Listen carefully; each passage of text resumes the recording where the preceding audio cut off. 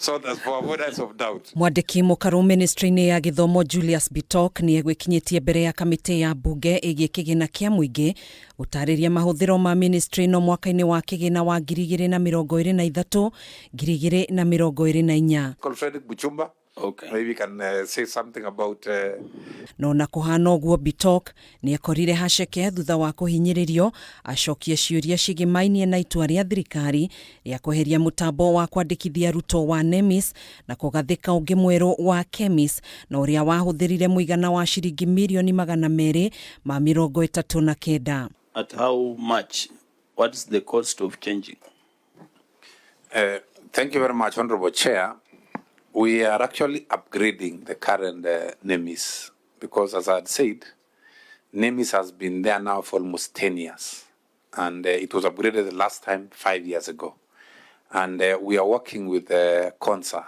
BITOK ni erire kamiti no ate thirikari yakinyaniirie uhuthiri wa mutambo wa KEMIS niguo guthinga mahoro maria marugameire mutambo wa NIMIS. Mamwe ma mahoro macio ari mathukuru mamwe kuongerera namba ya arutwo niguo mathukirwo kigina makiria. We want to link all the sagas together. We want to use an identity produced by the Ministry of Interior so that we identify every learner from right when they get to school right to the university. And even when they leave the university, the same number would be used even for other documents. Some cases where a cyber cafe has removed learners because they were not paid for the work that they did, so they were thinking of punishing the school. And those are some of the things that do come, and there are things that we want to address through this new KEMIS system, so that we have a clear identity of the learner. Agitetera mutambo uyu BITOK ni ugite mutambo uyu ni ukuhota kumenya namba iri riho ya arutwo kuona urina wagiriru wa iguru kiringithanio na wa NIMIS. We exit this particular NIMIS, KEMIS, whatever what will happen next.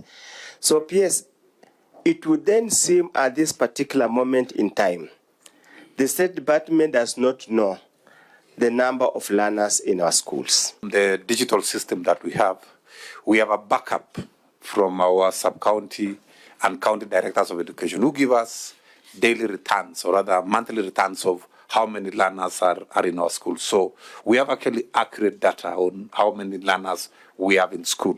Ihinda-ini riu ni ugite thirikari iri thutha marihini ma mahuthiro ma arutwo guothe bururi-ini akiuga tamu-ini igiri cia mwaka uyu thirikari ihotete gukinyaniria marihi ma gicunje kia 60% ma kigina kiria kirekagiririo. Agitanya thirikari ni gukorwo irekereirie marihi maya na gicunje kia 100% mbere ya muthia wa mwaka uyu. We are actually lacking behind in ensuring that we remit everything, but it's because of exchequer issues and delays in collection of taxes, which we all know is the main problem that we have. Gukinyaniria na riu Kenya iri na arutwo mirioni 12.6 a thukuru cia muthingi na cia secondary. Handu-ini ha KAMITI TV njitagwo Gathoni Wang'ang'a.